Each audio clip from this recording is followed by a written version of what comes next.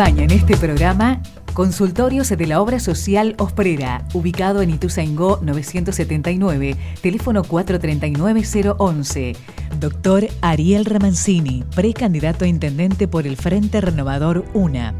Diego Pato Benezar, precandidato a intendente por Compromiso Federal, lista 133. Germán López, precandidato a intendente por la Unión Cívica Radical, Frente Cambiemos. Doctor Julio Arturo Pángaro, precandidato a intendente por el Frente para la Victoria, lista número 2. Doctor Sergio Rosa, precandidato a intendente por el PRO, Frente Cambiemos. Diputado provincial por el Frente Renovador, Daniel Monfasani. Fabio Giovanettoni, precandidato a intendente por el Frente para la Victoria, lista número 6. Patricia Roca, concejal municipal del Frente Renovador. Doctor Fernando Nouet, precandidato a intendente por el Frente Progresista. Eduardo Ñato Estelrich, precandidato a intendente por el Frente para la Victoria. Cecilio Salazar, precandidato a intendente por el Partido FE, Frente Cambiemos.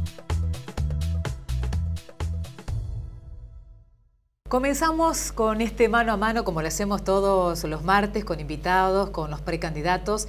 En este caso, precandidato a gobernador, ha sido gobernador ya en otras oportunidades en la provincia de Buenos Aires, vicegobernador, secretario de Agricultura, Ganadería y Pesca también de la provincia. Estuvo como diputado nacional, sigue justamente dentro del peronismo y va a apostar nuevamente por tratar de liderar la provincia de Buenos Aires. Con nosotros está el ingeniero agrónomo Felipe Solá. Muchas gracias, Solá, por estar.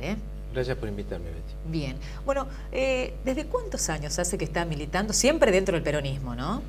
Sí, desde los 18, 1968. Yo soy del 50. O sea que voy a cumplir 65 en 3 días.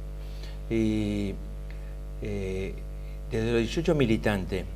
Y desde el 87, que cuando Cafiero me nombró ministro de Asuntos Agrarios, cuando asumió Antonio, he estado prácticamente en estos planos así que usted mencionaba, ¿no? Sí. Y así que mis visitas a San Pedro, en primer lugar vine como ingeniero agrónomo en la década, terminando la década del 70. Anduve medio escondido 1 año y medio y después reaparecí. Y en esta zona me trae recuerdos. ¿Por qué? Porque una de las formas de, así como mucha gente se fue al exterior, yo me fui al interior. Sí. Y en lugar de trabajar de agrónomo, que ya estaba recibido, trabajaba de capataz. Para que no me conociera. Sí, de capataz, que de alguna estancia. Sí, anduve en 2 acá, cerca, más cerca de Arrecifes, y después me fui a la zona de la Cuenca del Salado. Sí. Y eso fue 1 año y medio, un poco más de 1 año y medio de mi vida, el año más duro en cuanto a la represión y eso. Pero han pasado muchos años. Y después, pero digamos, militancia, ¿empezó desde cuándo? ¿Tuvo usted, su familia, sus padres? Que no, eran militancia de los 18, vengo de una familia antiperonista. Mi padre fue juez, sí. Nombrado en el 55, y muy marcado por eso, y una familia politizada. Yo tenía un tío que se murió de 100 años el año pasado, que fue diputado nacional, pero era conservador, más bien era liberal, y era la familia de mi madre.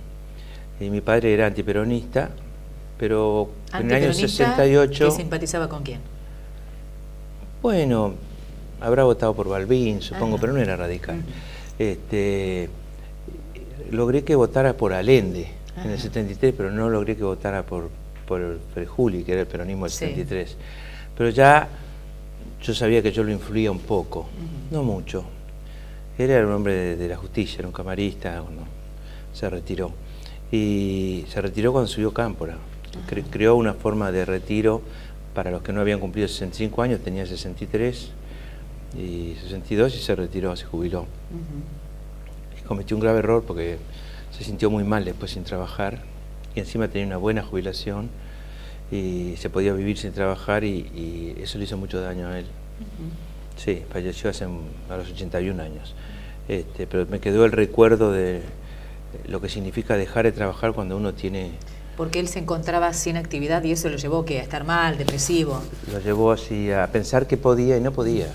No podía, quería trabajar, un hombre que trabajaba mucho, trabajaba los sábados, a veces cuando yo era chico me acuerdo que hacía inspecciones oculares como juez, porque él sabía que los sábados iba a tomar de sorpresa la situación, entonces iba solo sobre todo tenía esos casos de locaciones urbanas, que eran alquileres o problemas entre inquilinos y quería ver cuál era la verdad, y se iba solo, o a veces me llevaba a mí en una estanciera que tenía.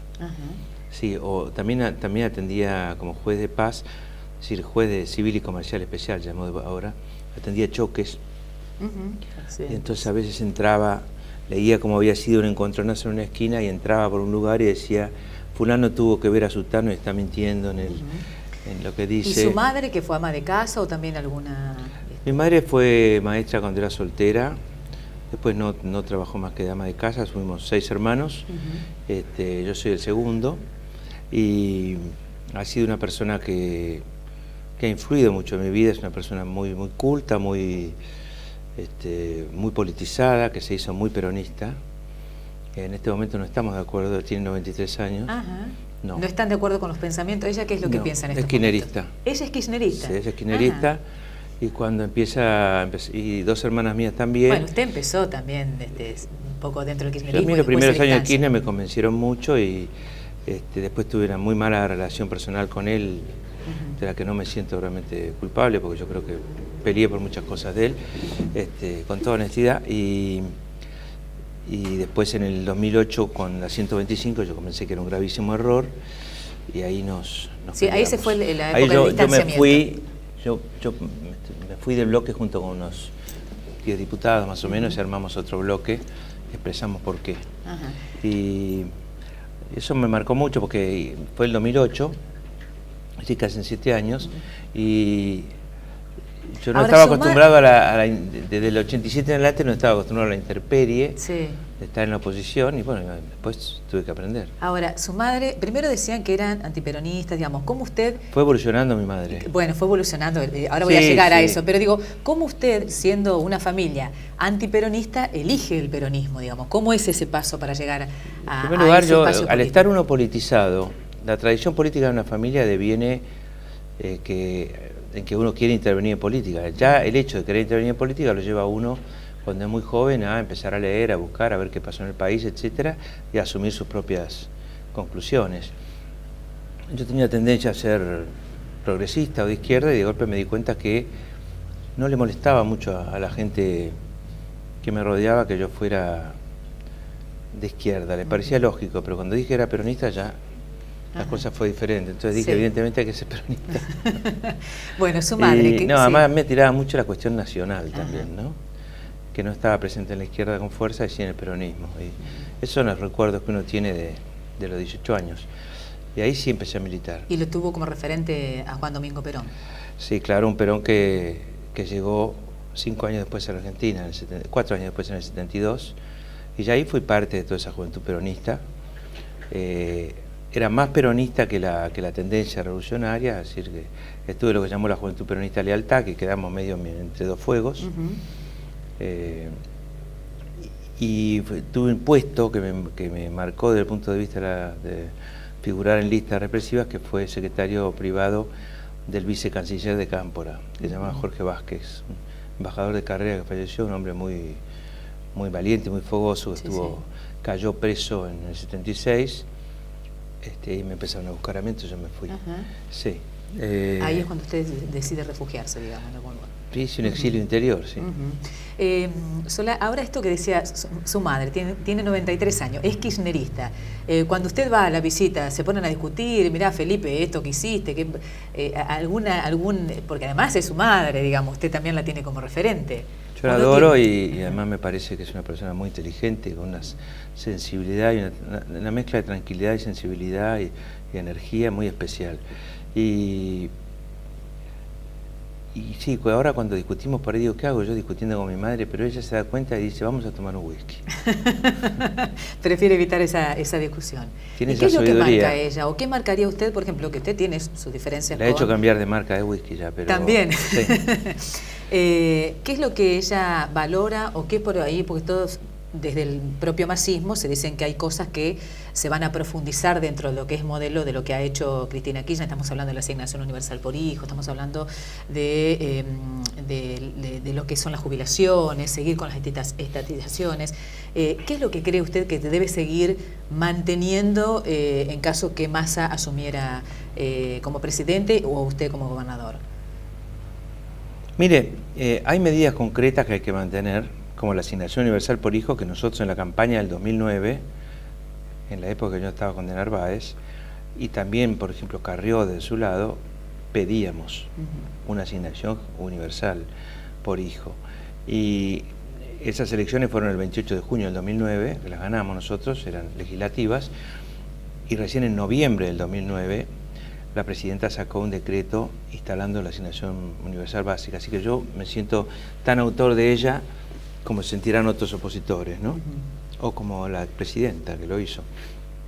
Nosotros pedimos que fuera por ley, recién ahora tiene un estatus de ley, además ahora que se va Cristina, en lugar de aumentar ella cada tanto, llamando a todo el mundo a la Casa Rosada y diciendo voy a aumentar la asignación universal básica como si fuera un derecho de su majestad, ahora se ha convertido en un derecho del pueblo, porque acaban de votar el 15 de julio, por cierto yo no estaba ese día, es mi segunda falta en 7 años, acaban de votar la asignación, digamos, el aumento automático cada 6 meses con la misma fórmula que a los jubilados de la asignación universal por hijo y de las asignaciones familiares. ¿Qué fue? ¿Qué dejaría yo? Sí. Discúlpeme que la interrumpiera. Dejaría buena parte de las coberturas sociales, si no todas, las investigaría, miraría cómo son, trataría de que los planes sociales no tuvieran contraprestación. La asignación no tiene una contraprestación más que cuando el hijo tiene edad escolar que vaya a la escuela. Sí. Pero no una contraprestación de trabajo, y la libreta sanitaria. Pero no una contraprestación de trabajo como tienen las cooperativas de trabajo o el Plan Argentina Trabaja, que son 2.600 pesos, con contraprestación de 4 horas de trabajo, que es lo que hace que se convierta en un plan clientelista. Porque el puntero que administra los planes, puntero político, permite que los que responden a él sean ñoquis, no hagan contraprestación alguna, sino trabajo político para él. Y en cambio, muchas mujeres, uno las ve con una pechera discriminatoria, cortando pasto a la vera de los caminos, etcétera, en el Gran Buenos Aires, y en otros lugares, y a mí eso me parece que es indigno. ¿Eso se hace en algunos lugares? No, digo porque acá no se ha visto en San Pedro. Muchísimos lugares. El plan no debe tener contraprestación. Y el plan debe ser mantenido cuando alguien consigue un trabajo. Tiene que perderse el miedo a no quiero que me den un trabajo porque voy a perder el plan. Hay que hacer el enganche entre el plan y el trabajo. Claro. Bueno, pero en el caso de la asignación universal por hijo, la reciben también matrimonios que están trabajando, pero como están en negro, es la forma de exactamente, poder cobrar pero si estuvieran en blanco recibirían el salario familiar, ¿no es cierto? Eso es cierto lo que me dice usted, pero lo que hay que hacer es mantener esas asignaciones más allá de que se tenga o no trabajo, porque así como hay un problema de falta de trabajo, de demanda, de querer trabajar, de querer empleados, también hay un problema de no querer trabajar muchas veces. ¿En qué sentido? De si me sacan el plan, en la gente más humilde. Tienen miedo de eso, porque un trabajo puede ser variable, puede ser una changa que entra y se va, etcétera. En cambio la asignación está. Bueno, hay que sacarles ese miedo. Asegurarles eso y sacarles ese miedo, pero tampoco podemos tener un país donde figuren como trabajando gente que tiene asignación de un plan de 2.600 pesos. Eso no es un empleo. Una última pregunta antes de ir a la pausa. ¿Qué fue lo que lo alejó de Néstor Kirchner? ¿Qué discusión tuvo puntual para alejarlo? ¿Fue justamente esto la 125 o hubo otras cuestiones que sucedieron que terminaron alejándolo de él? Mire, es mucho más duro. Yo fui gobernador del 2002, cuando Néstor Kirchner estaba en Santa Cruz, ni soñaba con ser presidente. El 3 de enero del 2002 me hice cargo del tema de la gobernación. Tuve una durísima situación al principio. Sí, de acuerdo. Después trabajé para que él fuera presidente en el 2003. Él ganó la provincia de Buenos Aires con 26 puntos y eso le permitió llegar segundo de Menem y después, como Menem se fue al balotaje, ser presidente. Y después lo apoyé cuando hubo una disputa interna contra Duhalde, lo apoyé mucho, y un buen día no me recibió más y empezó a hablar con mi ministro de gobierno, que era Florencio Randazzo. Durante 2 años yo tuve que soportar el ninguneo de Kirchner, mientras Randazzo entraba y salía de la Casa Rosada. Yo no tenía reelección, y entonces... ¿Su interlocutor era Randazzo? Entonces le tuve que pedir a Randazzo que o lo echaba o me contaba que hablaba con Kirchner para poder mantener el gobierno. Ah, porque no sabía usted Esa de lo situación que uno no la puede contar en ese momento era una situación indigna para un gobernador, y esa clase de cosas a veces hacía Kirchner, que yo creo que tuvo un excelente primer gobierno, que dejó cosas muy positivas como la independencia de los políticos respecto de los vaivenes de las presiones económicas y además la argentinización de la conducción de la política económica, ¿no? Que era algo que se había perdido en la Argentina. Ese y otros valores le reconozco ahora en lo personal. Yo recibí muchas bofetadas que no merecía. Después me correspondía ser el presidente de la Cámara de Diputados, porque siempre es el diputado más votado, o sea, el primer diputado de Buenos Aires, que es el diputado con más votos de todo el país. El primer diputado de la lista ganadora. Siempre ha sido así, y conmigo quebraron la tradición, y Kirchner no quiso que yo fuera presidente de la Cámara. Bueno, ya venía mal la relación entonces. Entré en una Cámara en una condición humillante, ¿no? Pero el presidente fue Fellner, que era el gobernador de Jujuy. Y después vino la 125, y ahí también yo traté de defender al gobierno al principio. Después vino un endurecimiento del gobierno, hasta que Kirchner mandó a decir que yo trabajaba para la ciudad rural, y ahí dije basta. Bien. Solá, a la vuelta me contesta entonces por qué aceptó el desafío después de haberse bajado de la precandidatura a gobernador.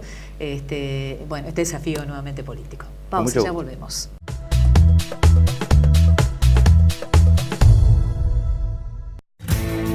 Cuando algunos hablan de cambio, hablan de cambiar de banca o de puesto en el gobierno.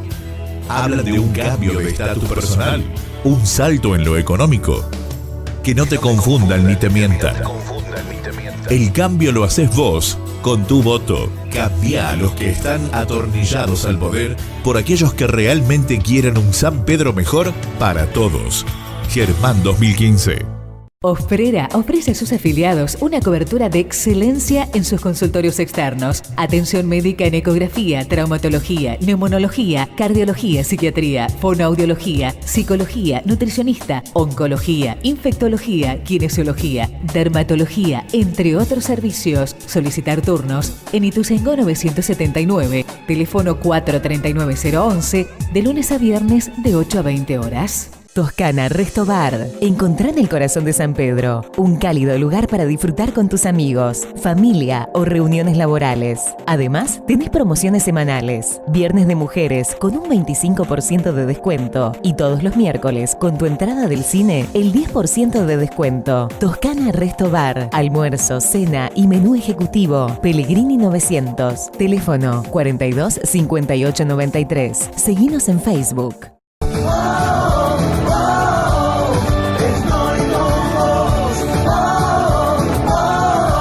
Cecilio Salazar, intendente. María Eugenia Vidal, gobernadora. Mauricio Macri, presidente. Si vamos juntos, podemos cambiar. Cambiemos.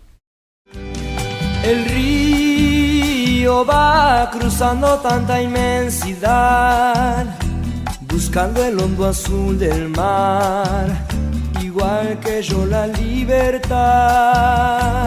Siempre Varadero te espera. Favela, un lugar distinto. Para comenzar el día, riquísimos desayunos, variedad de platos y cocina gourmet. Y de lunes a viernes, de 17 a 20 horas, disfruta del Happy Hour con amigos. Vení a Favela, compartí un buen momento. San Martín y Pellegrini.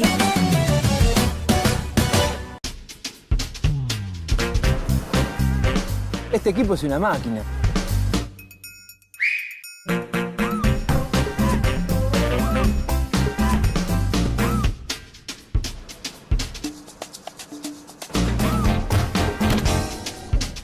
Enzo, Martín, son grandes. Grande es esta planta, Enzo. La más grande de Latinoamérica. ¿Quién hubiera dicho que íbamos a terminar con la misma camiseta? Este verano, disfrutar a lo grande con Manaos. ¡Vamos, Manaos!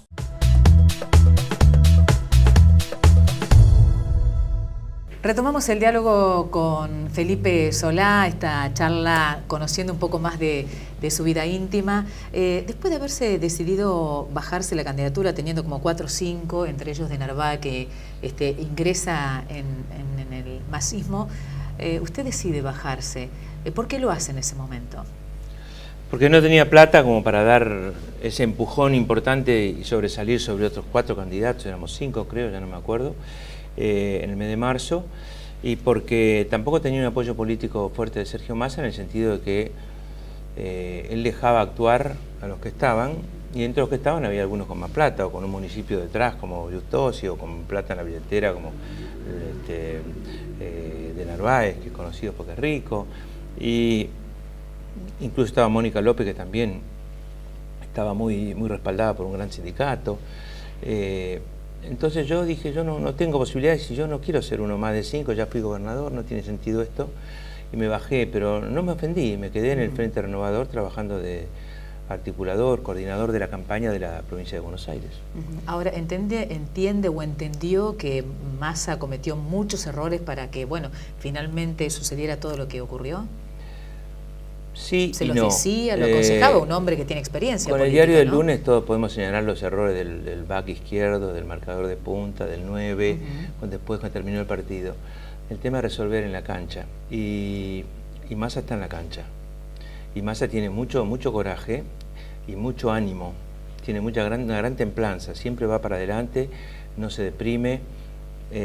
Eso le iba a preguntar, si ¿cómo fue el momento cuando todos se iban yendo? No, y además todo el humor que surgió a partir de ¿no? Se lo veía a Massa solo en algún lugar, rodeado de nadie, el día del amigo y Massa solo. Pero soportó esa andanada de traiciones obscenas, en mi modo de ver, las traiciones obscenas, cínicas muchas veces, ¿no? Me voy con vuelvo con voy para allá, no les importa nada el que dirán, ¿no? No tienen honra, la impresión que da, y me piden a mí que explique qué pasó. Yo digo, no, al traicionado, que sería Sergio Massa, no hay que pedirle explicaciones, a los traidores hay que pedirles explicaciones. Ya pasó eso, en determinado momento yo recibí todo el apoyo de compañeros del Frente Renovador, de abajo para arriba, y de Sergio Massa, y bueno, dije yo, me fui porque no tenía nada, si me apoyan soy. Y bueno, sí, me apoyan en lo que pueden. Después cuando llegué me di cuenta que tenía poco. Pero ya estoy. Ahora ya está en estoy en carrera, estoy conforme. Recorrer la provincia no me cuesta. Lo único que me cuesta, me cansa un poco porque soy más viejo, pero digamos que empecé a los 37, pero a recorrer. Pero la verdad es que es revivificante. Solá, y esto digamos porque a veces ustedes toman decisiones, la política a nivel nacional y provincial siempre por ahí es mucho más dura que lo que se vive en las localidades, o las presiones también son fuertes, aunque en las distintas ciudades también lo suelen ser, ¿no? A veces hay situaciones duras en las localidades. Digo, ¿cómo vive su familia? ¿Cuántos hijos tiene? Yo tengo 2 hijos, Mercedes, que tiene 35 y 2 hijas, y Felipe, que tiene 34 y es soltero. ¿Cómo repercute en sus hijos? ¿Le dicen, papá, dejate Mercedes bromar? tiene 36. 36, bueno, ya perdió la cuenta de lo que tenía su hijo. Felipe Bueno, va digo, a cumplir 35. ¿cómo toman ellos? ¿Les dicen, papá, dejate bromar, no te metas Lo en sufren. política? Lo sufren.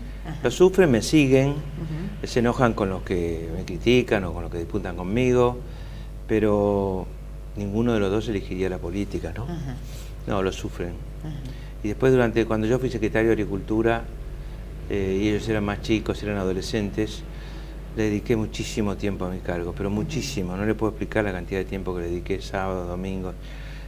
Casi le diría que exageré, pero creo que fui un buen secretario de Agricultura, que hizo muchas cosas, conseguí sacar lactosa, que creciera enormemente la producción agrícola, ganadera, la láctea. pero yo les resté tiempo a la adolescencia de ellos y ellos no lo olvidan, cada tanto me pasan una facturita. Ajá. Eso le iba a consultar justamente porque cuando hablamos aquí con los distintos dirigentes, hablan que la política llega a ser tan apasionada que por ahí dejan de lado a la familia, ¿no? Sí, más que la política del servicio público, en el caso mío. Sí, bueno, realmente aquel que trabaja y sirve, porque la política, digamos, es para servir a la gente y no para servirse, como siempre decimos, ¿no? Yo quería ser el mejor secretario y era... cuando en el colegio primario era igual. Era el mejor del grado, no era alcahuete. ¿No? ¿Tenía buenas notas o no? Sí. ¿Fue abanderado? En el colegio primario muchas veces, en el secundario no tanto. Ya me llevé materia. Bueno, sí. ¿Y en la secundario facultad? Duro. En la facultad era muy bueno para el examen, pero me tomaba mi tiempo entre materia y materia. Para rendir. Es que yo trabajaba. Desde los 18 años trabajaba y entonces... ¿Qué hacía? ¿Qué trabajos hacía? Yo empecé siendo profesor. Cuando aprendí en la facultad física y matemáticas, que no habían sido mis materias odiadas en el colegio, me puse de profesor de chicos y chicas del secundario, de esos profesores que ayudan a preparar materias. Claro. Eso fue lo primero que hice a los 19. ¿Y con eso se mantenía, digamos? ¿Mantenía usted solo la carrera o lo No, ayudaban vivía en la sus casa de padres? mis padres, pero me mantenía, no les pedía plata. Y después hice toda clase de trabajo. Fui periodista. Fui periodista político, sí. Político, a los 21 años escribía en la revista Primera Plana. Sí, fue un lapsus corto así. Mi jefe era Horacio Berbisky. Mire usted. En esa época, y fue un tiempo. Y después de ser periodista trabajé en un sindicato que me pagaba lo mismo que si trabajara 8 horas, pero trabajaba 2, pero escribía discursos. Sí. ¿Que le escribía los discursos a la secretaria general, que a veces entraba y me besaba y me felicitaba, y a veces entraba con un hacha y me quería matar. ¿Entendés lo que hubiera escrito? Sí, eso me permitía seguir estudiando en la facultad, una carrera en la que yo en este momento no creía, pero sí sabía una cosa, era que había que tener disciplina para terminarla, que dejar las cosas por la mitad era grave, que había que lograr el título, y lo logré con buenas notas, y el tiempo hizo que fuera secretario de Agricultura casi 10 años. Claro. ¿Y tiene dos nietos? Sí, tengo 2 nietas. Emilia, nietas. Que tiene 4, y Camilo, que tiene 1 año y pico. ¿Y no es un poco recuperar el tiempo Anoche perdido con estuve sus con hijos? ellos. Sí, es otra situación. Soy un abuelo gaga total. ¿Es si no los veo todas las semanas, que ahora me pasa porque no puedo, estoy muy mal. ¿Es verdad que tiene una hija que imita y muy bien? Sí. Es una condición genética de la familia de mi madre. ¿Ah, sí? Sí, mi madre tiene 93 años y todavía es capaz de imitar muy bien. Y mi hija tiene mucha chispa, mucho humor, tiene mal humor y humor. Sí. Y ¿Que no es actriz, trabaja de eso o no? Ha sido productora de TV, no ha sido actriz, pero escribe muy bien, escribió en la revista Noticias un tiempo. Ahora es madre nomás. Estudió y dejó, yo quisiera que estudiara de nuevo, pero se recibió en TEA y es una persona muy brillante, pero lo mejor que tiene es su gracia. Sí, por eso me decía usted, porque digo, podría estar trabajando tranquilamente. Uno se ríe todo el tiempo. Sí, es más, le ha hecho varias bromas a usted también. Muy irónica, me ha hecho unas bromas pesadas. Tiene una ironía muy sutil. Bueno, le doy unos segundos como para que le diga a la gente por qué tiene que elegir el 9 de agosto a Felipe Solá como gobernador de la provincia de Buenos Aires. Mire, porque yo ya sé lo que hay que hacer. No tengo que empezar a estudiar ni averiguar dónde cada lugar, ni tengo que empezar a pensar qué condiciones tiene que tener tal o cual ministro, y sobre todo conozco los lugares más sensibles de la provincia. Hoy es fundamental la seguridad. Es un reclamo de toda la gente. Bueno, yo conozco cómo se debe manejar la policía de la provincia, no como ahora. O el gobernador domina a la policía, o la policía, sin que el gobernador se dé cuenta, domina al gobernador. Esa y otras cuestiones claves de la provincia las sé hacer, las sé manejar mucho mejor que los demás candidatos. No he sido nunca un hombre de vanagloriarme o un ególatra o lo que fuera, y esto parece inmodesto, pero tampoco nunca hice publicidad en mi gestión. Nunca usé un peso de la caja para hacer publicidad. Imagínense lo que va a costar borrar de tantos autos policiales, de tantas ambulancias, de tantos autos oficiales, la palabra Daniel Scioli, gobernador. esa factura no tendríamos que mandársela personalmente a que la pague él de su bolsillo. Solá, muchísimas gracias por haber venido. Muchas gracias a ustedes. Y nosotros nos despedimos agradeciéndoles siempre a todos ustedes la compañía. El próximo martes la cita, como siempre, es a las 21 horas. Auspiciaron este programa. Consultorios de la Obra Social Osprera, ubicado en Ituzaingó 979, teléfono 439-011. Doctor Ariel Ramancini, precandidato a intendente por el Frente Renovador UNA. Diego Pato Benezar, precandidato a intendente por Compromiso Federal, lista 133. Germán López, precandidato a intendente por la Unión Cívica Radical, Frente Cambiemos. Doctor Julio Arturo Pángaro, precandidato a intendente por el Frente para la Victoria, lista número 2. Doctor Sergio Rosa, precandidato a intendente por el PRO, Frente Cambiemos. Diputado provincial por el Frente Renovador, Daniel Monfasani. Fabio Giovanettoni, precandidato a intendente por el Frente para la Victoria, lista número 6. Patricia Roca, concejal municipal del Frente Renovador. Doctor Fernando Nouet, precandidato a intendente por el Frente Progresista. Eduardo Ñato Estelrich, precandidato a intendente por el Frente para la Victoria. Cecilio Salazar, precandidato a intendente por el Partido Fe, Frente Cambiemos.